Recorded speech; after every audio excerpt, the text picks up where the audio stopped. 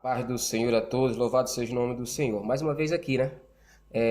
Quero, em nome de Jesus, já agradecer por todos que têm iniciado a seguir a mensagem de Deus, essa mensagem trazida por mim. Quero pedir desculpa pela qualidade dos vídeos, né? Mas assiste. O propósito é somente pregar a palavra em nome de Jesus. Amém, queridos? Em nome de Jesus. Queridos, eu quero começar lhe falando sobre quando a igreja surgiu, quando a igreja primitiva surgiu, os crentes foram apelidados de maneira pejorativa de cristãos. E isso para nós foi uma grande honra, porque eram aqueles que queriam imitar a Cristo, né? Lá para frente mais, quando a igreja católica tenta monopolizar o evangelho, né? Entra em ação um homem que traz um novo movimento, que daí, mais uma vez, os crentes são apelidados novamente de protestantes, porque protestam contra aquilo que não acham certo. Amém, queridos? E aí surge Martim Lutero, que dá início a esse movimento protestante e dá início e dá um começo a uma igreja chamada Igreja Evangélica, ou protestante, tanto faz. E hoje nós, evangélicos, vemos muitas pessoas tentando também monopolizar a palavra de Deus, monopolizar o evangelho. Amém, queridos? E é por isso que eu estou te pedindo desculpa por esse vídeo, mas também não vou pedir like, não vou pedir inscrições, porque, queridos, a mensagem ela tem que ser ministrada. Eu não vou ficar, tipo, muitas vezes a gente vê pregadores, levanta, dá glória a Deus, dá aleluia. Se você não der aleluia, Deus não está aqui. Se você, entendeu? É muito esquisito isso, né? Então eu só quero que você ouça, preste atenção, entenda e que essa palavra se enraize no seu coração. Louvado seja o nome do Senhor. E aí tem uma frase de Martim Lutero que diz o seguinte, ó: a paz, se possível, mas a verdade a qualquer preço, em nome de Jesus. E com isso eu quero começar a palavra, eu quero começar este momento de aprendizado e ensinamento entre nós da seguinte forma. Livro de João, Evangelho segundo escreveu São João, capítulo 19, versículo 11, diz assim, ó: nenhum poder teria contra mim se de cima te não fosse dado, mas aquele que me entregou a ti, maior pecado tem. Amém? Vamos contextualizar? Esse texto ele fala de um momento em que Jesus foi entregue, foi levado Primeiro Jesus foi levado ao Sinédrio, né? E houve ali uma que chamamos via sacra, né? Jesus é levado ao Sinédrio, do Sinédrio ele é levado a Pilatos, de Pilatos para Herodes, e de Herodes novamente devolvido a Pilatos. Amém, queridos? Olha só tudo isso aí, né? E aí Jesus corre para lá, e quando chega pela última vez na mão de Pilatos, Pilatos pega e diz, não, eu vou mandar bater. Pilatos manda açoitar, manda bater, e castiga, né?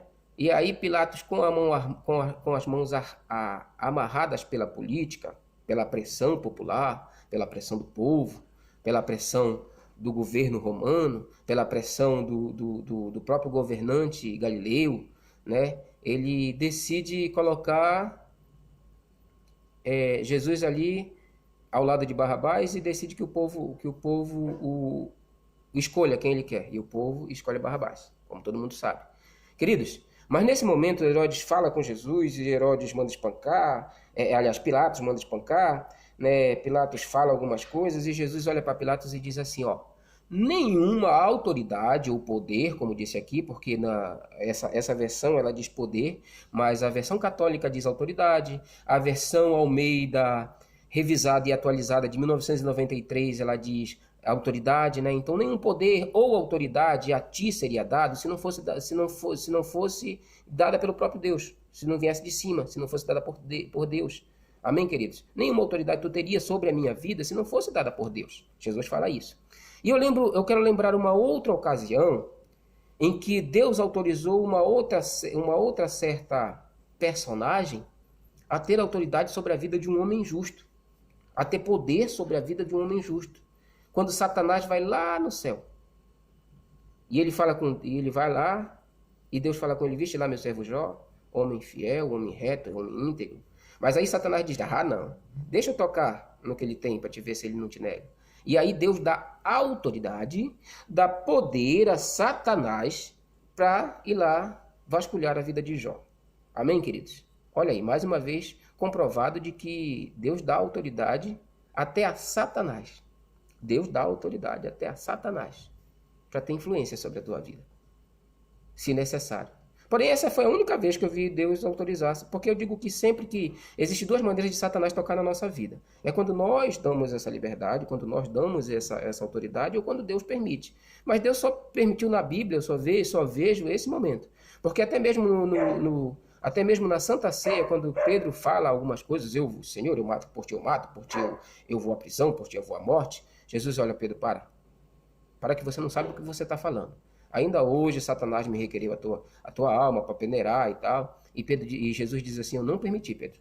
Eu não permiti. Porque diferentemente de Jó, talvez Pedro não tivesse estrutura para aguentar um peneirar do diabo. Amém, queridos? Mas nesse momento Jesus dá essa autoridade, Deus dá essa autoridade sobre a vida de Jesus, o seu único filho. Lembrando isso, Jesus era o único filho de Deus. Era o único herdeiro. Era um homem, como homem reto, íntegro, sem pecado, sem falha, sem mancha, e espiritualmente falando, filho de Deus único. Amém? Mas Deus permite que Pilatos, o governador romano, tenha autoridade sobre a vida deste homem reto, justo. Então, o que eu quero te dizer, meu querido, o que eu quero te dizer é justamente isso. É que algumas vezes a tua vida, ela está sobre a autoridade de homens aos quais você vai ter que obedecer. Jesus baixou a cabeça, Jesus foi como ovelha muda ao matadouro, tá? Mas somente porque existia um propósito em tudo isso. E o propósito era resgatar a humanidade. Ah, irmão, mas qual que é? Então, qual que era o propósito, então, em Deus deixar que Satanás vasculhasse, remexesse e revirasse a vida de Jó? O propósito é, irmão, que lá no final do livro de Jó, Jó diz assim, olha, Senhor, antes eu te conhecia por ouvir falar, agora eu te conheço em caminhar contigo, em andar contigo. Então, na verdade, esse era o propósito agora de Deus permitir que Satanás tocasse na vida de Jó. Amém? Louvado seja o nome do Senhor. Louvado seja o nome do Senhor por isso. Porque existe um propósito para que Deus permita que algumas pessoas tenham autoridade sobre a tua vida. Amém? Mas isso isso não quer dizer que você tenha que realmente aceitar tudo o que vem daí. Irmãos, eu fui militar. E uma das coisas que eu aprendi do Exército foi que ordem absurda não se executa, seja ela vinda de sargento, de oficial, de qualquer superior. Se for uma ordem absurda, nós não executamos. Então, na verdade, é por isso que nós temos que ter esta comunhão com o Espírito, temos que ter este andar com o Espírito, em nome de Jesus. Porque em nome de Jesus, olha o que disse, o Criador, aquele homem que deu um pontapé inicial para a igreja evangélica. Amém? A paz, se possível, mas a verdade a qualquer preço. Né?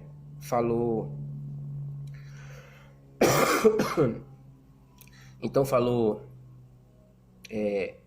este homem, né? Então falou este homem. É esse homem que deu, Martim Lutero, que deu o pontapé inicial e que se preocupou com o monopólio da igreja sobre o evangelho, que se preocupou com o monopólio dos sacerdotes católicos sobre o evangelho. Amém? E que abriu esse leque de conhecimento para nós termos hoje acesso à palavra de Deus, termos hoje ensinamento à palavra de Deus e buscarmos a verdade. Porque somente a verdade vai libertar. Amém? Louvado seja Deus por isso, que você possa ter entendido essa mensagem, que você possa entender o que Deus quer falar contigo, porque Ele fala contigo. Ele fala contigo. E a autoridade que Ele dá sobre outros não é para te levarem à morte ou te levarem ao cativeiro. Amém, queridos? Louvado seja o nome do Senhor por isso. Louvado seja o nome do Senhor por isso.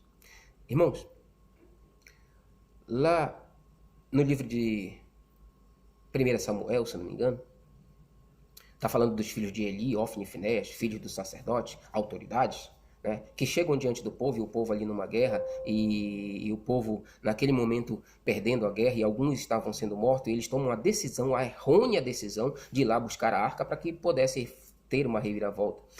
E quando essa arca é levada até ali, sem a autorização de Deus, mais homens que supostamente teriam autoridade sobre aquele povo, né? E aí a arca chega ali, a quantidade de homens que estavam morrendo agora passa a ser 10 vezes mais. Você está entendendo? E o que acontece com essas almas?